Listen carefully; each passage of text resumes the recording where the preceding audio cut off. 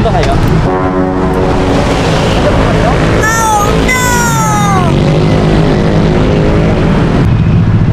Mga kol, nandito nga pala ako sa Parañaque. Habang patawid ako ng stoplight, meron akong nakita na isang taong pamilyar na pamilyar yung mukha sa akin. At alam ko na kababata ko siya. Dito nga, nilapitan ko, tiningnan kong mabuti. Pero parang iba. Pero nung tiningnan ko ulit, siya nga. Yeah. Pwede magtanong? Kaya tinanong ko siya dito. Tanong. Taga Bicol ba kayo? Taga Bicol kayo?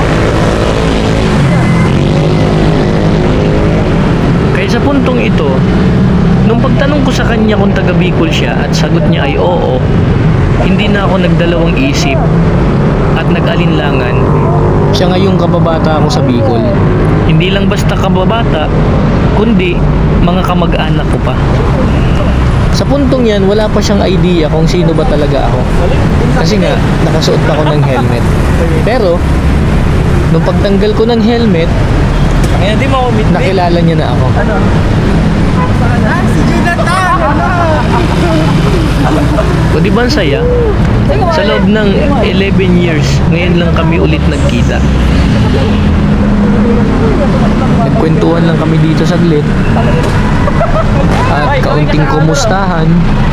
At hindi rin nagtagal, ay naghiwalay na rin kami dahil kailangan ko pang magbiyahe. Kalakar saan mo ka? Provincial. Hindi oh. Davao? Davao.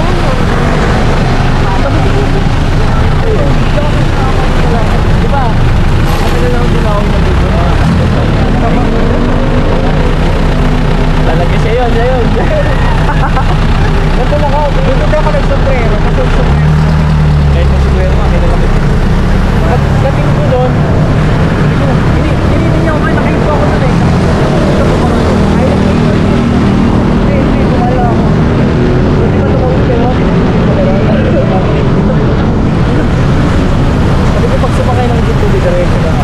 Pero pag dito, hindi ko paulit ako doon eh. Kayo mga kol, anong kwentong biyahe nyo?